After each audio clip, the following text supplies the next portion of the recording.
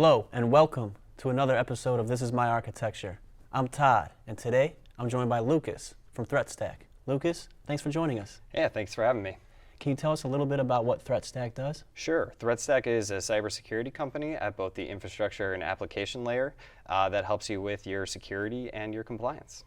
Perfect. So what will we be talking about today?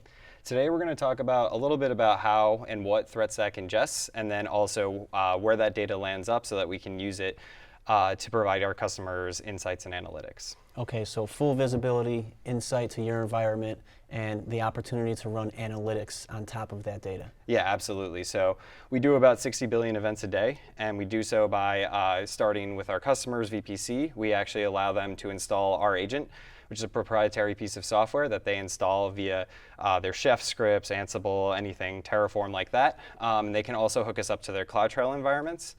And in doing so, they can actually send us tons of data, which we can correlate into sort of a single stream of data that we can then, pipe into our infrastructure to create greater pieces of like intelligence.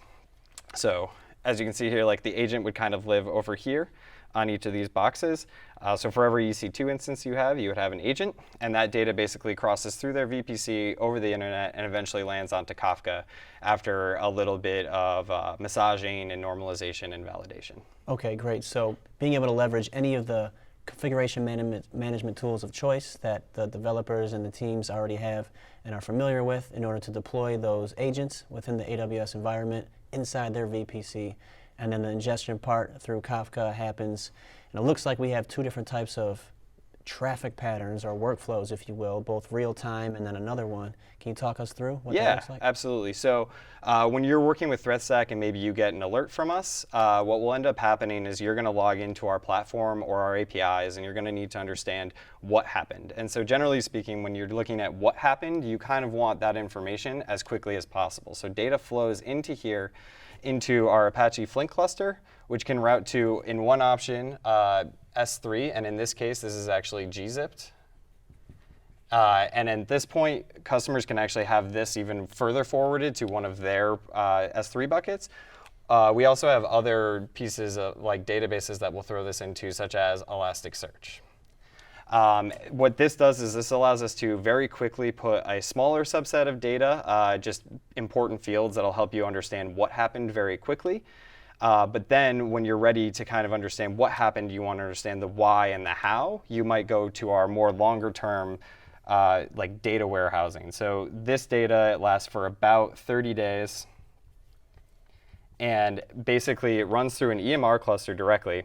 And then we'll put this into another S3 bucket, which is formatted with Apache Parquet, which is a great kind of file format for us to be able to allow customers to do really advanced but quick searches in like a MapReduce type setting. Very cool. So a few questions here. First off, the gzip, what type of format are you storing all of the data in the S3 bucket in? Yeah, absolutely. So initially when this data comes in from us, it's in JSON.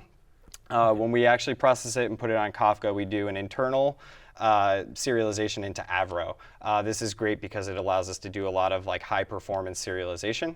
However, when we actually export this to this bucket, this gzipped file is actually in JSON again because that's a much easier format for our customers to work with. Okay, great. And then you also talked a little bit about the option they have. So is there a trigger within ThreatStack's environment where they can then copy that over to their S3 bucket? Yeah, absolutely. So similar to how you would set up your CloudTrail integration, where you give us the ability to kind of have credentials via STS to assume a role and look at your CloudTrail information, we can also use that same kind of configuration or a similar one that allows customers to say, hey, every 5 minutes or 10 minutes, I would actually like you to sync all of the data you have from us into our bucket so that we can put it into our scene. So they're actually giving ThreatStack permissions via a bucket policy, or putting their account into the bucket policy as an example, so the flow can go back and forth between their environment and your bucket. Yeah, in this case, it's mostly us giving them that information. It's basically you're saying, I have my own security tooling in which I can derive my analytics, but I love ThreatStack's telemetry. Sure, and a lot of teams, it's exactly that, right? They have their own security teams, maybe even their own security account that they would like for it to flow into. So great, and talk a little bit more about the long-lived data, if you will. So this cluster of EMR, and what exactly is happening here, because I also see some EC2 instances, which may be some type of compute power backing another service. Right. So one trick with our EMR clusters is that we may want to run many of them for various different reasons. We might want to put analytics for particular customers into their own EMR cluster for either security or performance. And we may just want to actually resize the cluster. And to have somebody do that normally, you'd have to go through the console or the API. And that would lead to potentially various types of configurations that may not be security approved. So what we actually did was we built a service that can both orchestrate jobs. So this is like an orchestration piece. But what that will do is spin up our EMR clusters in well-known configurations that are blessed by security and have been peer reviewed by our operations team. In addition, it can also submit jobs. So we have various jars that live on this box. And so one of these jars might be, in this case, like a Spark job that will take data from Kafka and put it into S3 bucket in this Parquet format. Another one might be to run a nightly report for a different customer, or potentially actually take a subset of data that was in our S3 bucket and process it to glean some sort of more intelligent part, which is actually something more that this EMR cluster would do, as it's on the consumption side of our data platform. Okay, security team loves that aspect, right? Because they know there won't be any bad configurations or unapproved types of configs that are going out there. Yeah, absolutely. I mean, another great thing too is ThreatStack is really big into monitoring and logging. So when we actually deploy these EMR clusters, they're set and configured to already publish that data into our infrastructure and our known logging. So we have a great visibility into these clusters almost immediately. Perfect. So let's talk a little bit on the right-hand side here. It looks like when I think of Athena, I'm thinking SQL queries within unstructured data in an S3 bucket. SageMaker has a completely different type of user, potentially. So what type of consumers would be using these services, and where would they be making their queries? Yeah, absolutely. So in this S3 bucket where we have the Parquet data, we actually, Parquet kind of plays well with all of these different services that we have, in addition to any EMR like MapReduce job that you may want to run. So as ThreatStack, when we decide that we want to apply some sort of machine learning to do trend analysis or anomaly detection, anything like that, we can use something like SageMaker to go on top of that Parquet data and actually try to glean some data off of our long-lived 30-day data warehouse.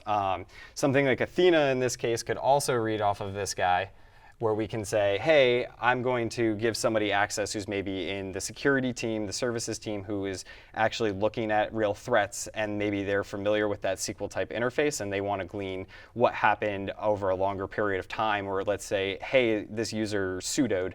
Is that usual for them on this box while they're running this command? Is that within a normal behavior for them? So that's something they might want to do here. And then for EMR, again, this is kind of like, hey, I want to run a nightly report, or I'm a developer and I'm trying to understand our data a little bit better. And so that data also can be processed via EMR.